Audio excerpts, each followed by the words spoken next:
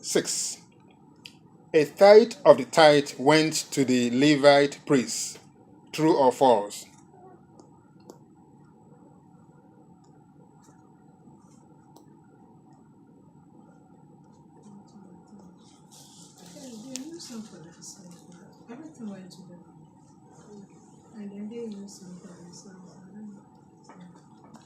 All right, so is it true or is it false? That's a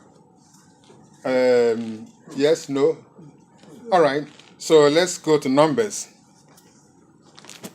In the Old Testament, Numbers, you see, it's helping us to go all over the Bible to remind ourselves of what we have heard. So, Numbers, Genesis, Exodus, Leviticus, Numbers.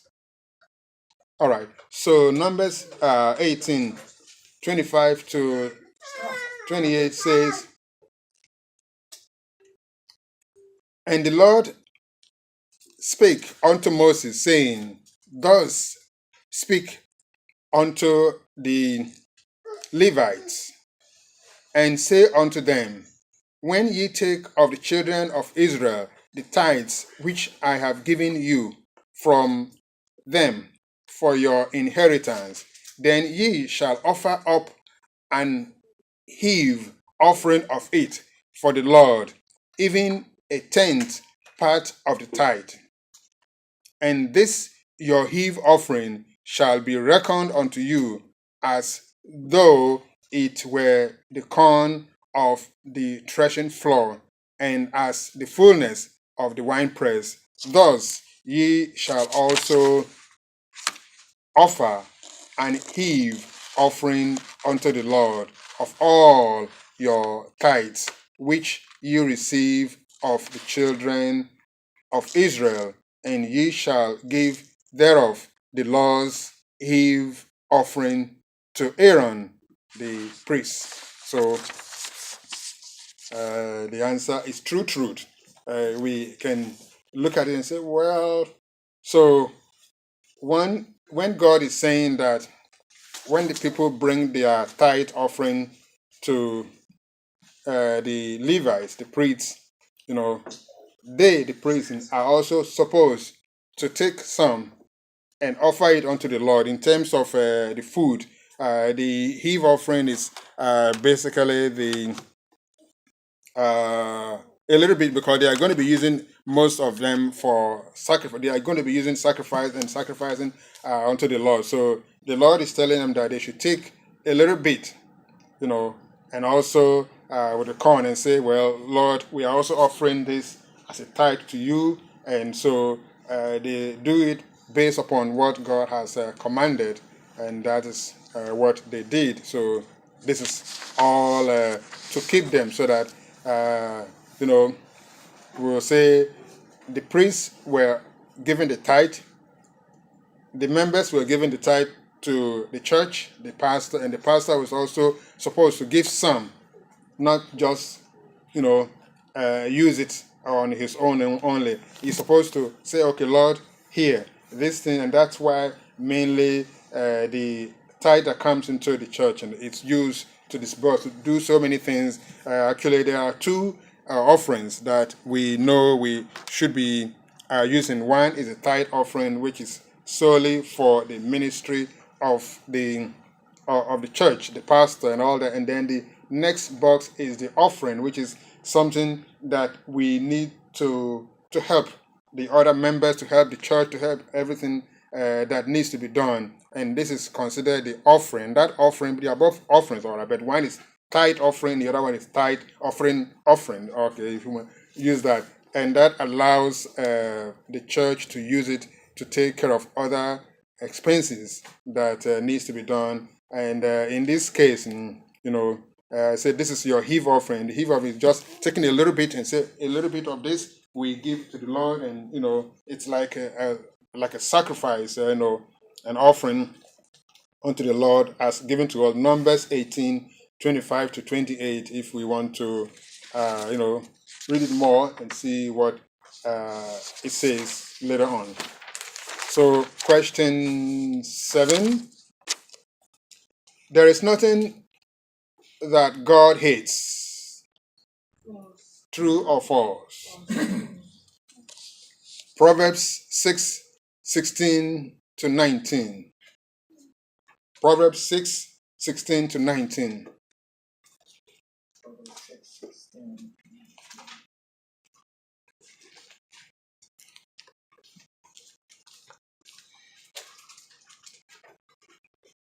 Proverbs after Psalms. Proverbs 6:16 to 19. Verse 16, thou the Lord it ye, 7 are in abomination unto him. A proud look, a lying tongue, and hands that shed innocent blood, a heart and a disastrous wicked imagination, feet that be swift in numbering to mischief. A false witness speaketh lies, and he that showeth discord among brethren. All right, so we see what God is telling us here, that there are so many things that God hates.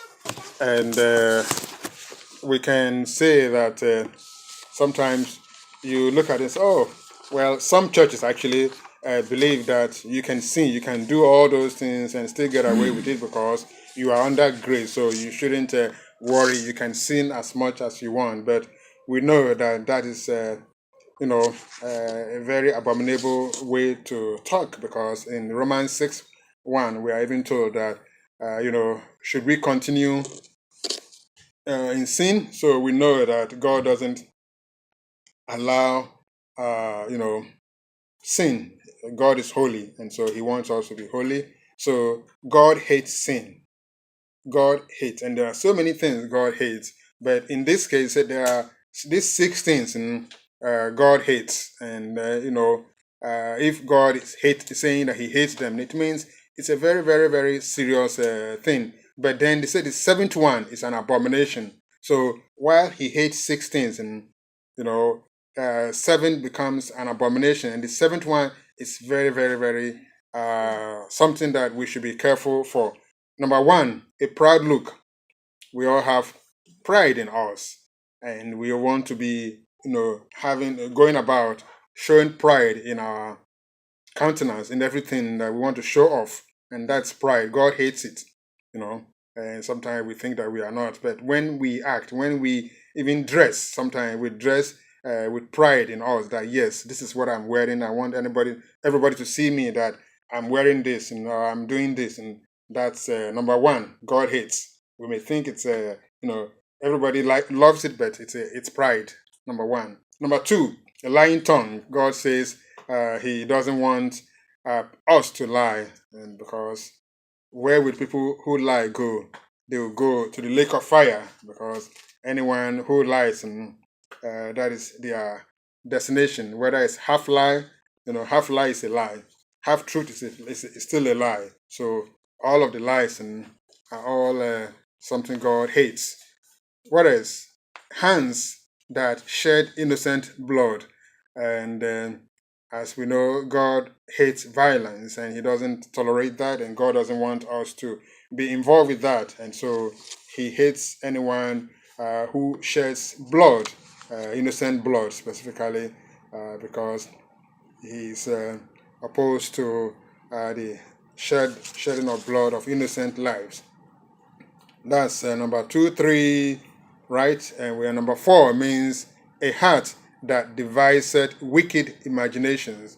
And don't we all have imaginations in our mind and in our hearts, where we are imagining, hatred, this thing, that, envy, this and that. We have all these things that we imagine in our hearts, and God says it's something that we shouldn't be doing, especially wickedness. If you are thinking about wicked things, wicked ideas, that's something that God doesn't tolerate. And then who else? The fifth one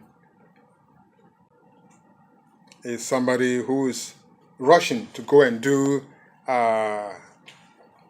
mean things, mischief, bad things, to go and cause havoc, to go and do all those things.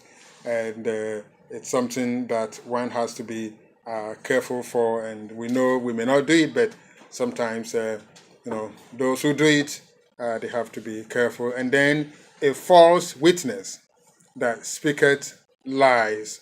You see, the first one, the second item there was lying tongue. Now, this sixth one, it's um, you know, what else does it say? It's something that well, lies. A false witness that speaketh lies. You've seen something, but then you don't want to tell the truth, and then look at lawyers, who go to court. They know this person did this thing, but they are going to defend the person and try to say that, well, he didn't actually do it. Maybe, why come up with excuses? And that's why the news people try to use a word to try to, save themselves. They say, oh, well, this person allegedly did this. They know he did it, just like the one in Florida. They say, allegedly. Why not go straight to the point and say, this person did it? Anything they say, they don't want to be, held accountable for it. And so they use that. But in this case, a false witness, they know this person is false and he's speaking lies. And so God is saying that, no, we don't want such things, and not such people should be careful about that. And then the sixth one, he that soweth discord among brethren. Of course, we have it in the church. We have it in place everywhere. This person will say this person to hate about this person. That person will say this about this person. And then there is enmity. There is discord. There is, it happens everywhere. And so we have to be careful that we are not part of the problem. And those who are part of the problem, God is also going to judge. And that's why we are being encouraged that we live godly lives. And that's true. All right. So that's a false lie. There's nothing that God hates. God hates sin. And God hates lies. God hates so many things. Question 8. Taking the Lord's Supper without personal examination brings judgment. True or false? All right. Very good, Lua. Correct.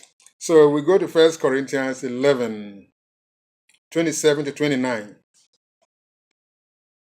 Right, Hassan, you want to read that? Oh, you have your hands full. Okay, I'll read it from here. 1 Corinthians 11, 27 to 29 says, wherefore, whosoever shall eat this bread and drink this cup of the Lord unworthily shall be guilty of the body and blood of the Lord. But let a man examine himself, a man or a woman, or anyone for that matter, man or woman, examine himself or herself, and so let him or her eat of that bread and drink of that cup. For he that eateth and drinketh unworthily eateth and drinketh damnation to himself or herself, not discerning the Lord's body. So that is what God has said. And so God calls us to examine our ways, sort of, should I say, cleanse our ways, or dry clean ourselves, or prepare ourselves and wash ourselves pure of any sin that we may have committed before we partake of the Holy Communion or of the Lord's Supper, as it is called. So, or should we also use the right name? It is the Passover, because the Israelites all partook of the Passover when they were in Egypt and when God began ordinated that. So that was the first way they were supposed to celebrate. They were supposed to continue every year following. And so here we mention it, the Lord's Supper or the Holy Communion. It's a fellowship of the Lord with other or the members, and those who partake of it must first prepare themselves. They can't just have evil things in their mind or have things they know is wrong, and then they come and partake of the Lord's Holy Communion. You have to be careful that you have cleansed your mind, your heart, everything, and prepared yourself, and you don't have any sin, any hatred, any anger, any of the things that we've mentioned in the previous question, and that you are truly sanctified and holy, and you partake of it so that you receive blessings, because the Lord says, do this until I return. And whenever you do this, you are showing that you are in fellowship with me and you are proclaiming the death. But if we just do it anyhow, we find that we are causing damnation upon ourselves. We are condemning ourselves. We are causing evil things to come upon ourselves. And that's why, when things happen to people, they wonder what happened. They should realize that when they sin against God, there's judgment and things happen. We shouldn't be in that.